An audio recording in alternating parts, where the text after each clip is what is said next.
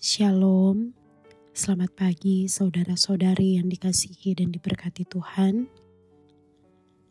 Di pagi hari ini, bersyukur atas kasih dan setia Tuhan yang senantiasa menyertai kehidupan kita semua, sehingga boleh menikmati umur panjang, kesehatan, kekuatan, dan keadaan yang diberkati oleh Tuhan.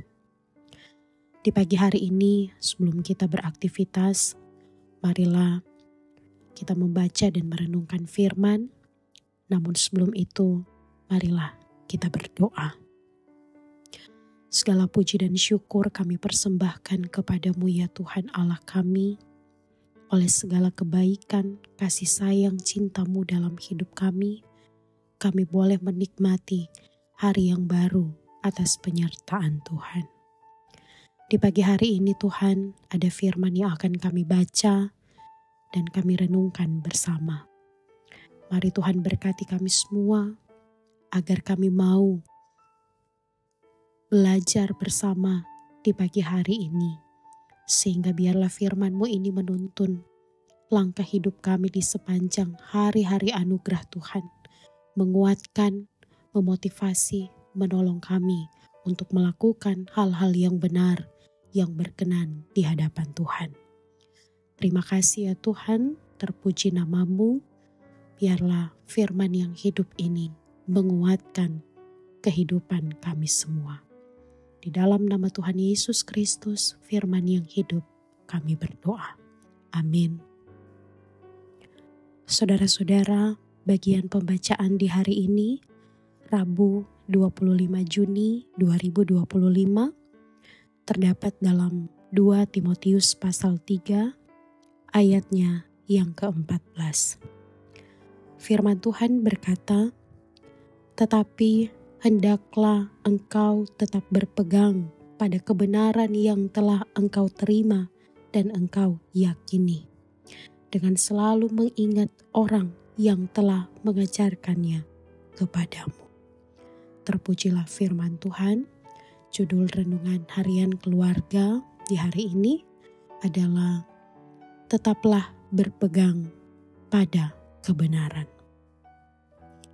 Keluarga Kristen yang dikasihi dan diberkati Tuhan, orang yang hanya memiliki sedikit pengetahuan tentang ajaran kebenaran berdasarkan Alkitab akan mudah terpengaruh oleh ajaran-ajaran yang sesat. Sebaliknya, orang yang dibekali dengan ajaran yang benar dan diajar oleh orang-orang yang hidup dalam kebenaran pasti akan memiliki kemampuan untuk menolak setiap ajaran yang tidak sehat dan menyesatkan. Karena itu, memiliki pegangan hidup yang benar menjadi keharusan bagi orang yang percaya kepada Yesus Kristus. Sebab orang yang memiliki pegangan hidup yang benar pasti akan hidup di dalam kebenaran. Keluarga Kristen yang dikasihi dan diberkati Tuhan, dalam menghadapi tipu daya dan penyesatan, Timotius dinasihati oleh Paulus untuk memelihara pendidikan yang baik, khususnya mengenai hal-hal yang telah ia pelajari dari kitab suci. Itulah kebenaran yang sesungguhnya. Meyakini dan berpegang pada kebenaran kitab suci. Itu akan menjadi senjata yang ampuh bagi Timotius untuk menghadapi para penyesat dan ajaran sesatnya.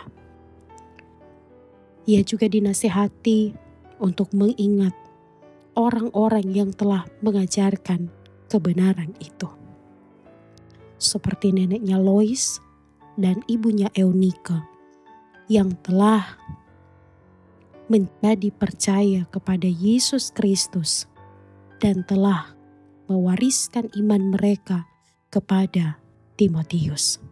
Dalam 2 Timotius 1 ayat 5. Serta Rasul Paulus itu sendiri. Mereka tidak hanya menjadi pengajar, tetapi juga telah mengalami kebenaran itu dan telah hidup di dalamnya.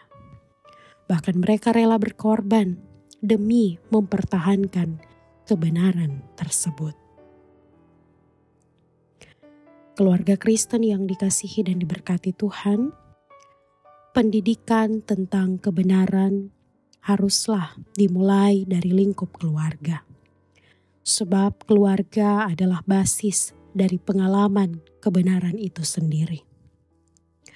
Orang tua harus menjadi guru yang terbaik bagi anak-anaknya. Mereka harus bisa untuk mewariskan iman kepada anak-anak dan mendidik anak-anak dalam kebenaran. Seorang anak dalam tumbuh kembangnya yang diberi pendidikan tentang kebenaran oleh orang tua, pasti akan terinspirasi oleh didikan itu. Mereka pasti akan mengingat terus orang tuanya. Dengan mengingat orang tuanya, ia pasti akan ingat ajaran-ajaran kebenaran yang diajarkan oleh orang tuanya. Orang yang terdidik dalam hal kebenaran pasti akan hidup kokoh, berpegang pada kebenaran itu sendiri. Ia tidak akan mudah digoda dan diombang-ambingkan oleh berbagai pengajaran palsu dan menyesatkan. Tuhan Yesus menolong kita semua melakukan firman ini. Amin. Mari berdoa. Ya Tuhan Allah, mampukan kami, para orang tua, berpegang, mengajar, dan melakukan kebenaran firman-Mu dalam kehidupan keluarga setiap hari.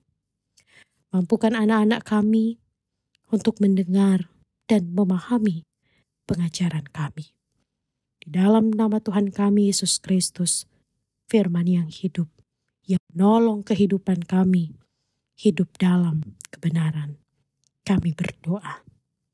Amin.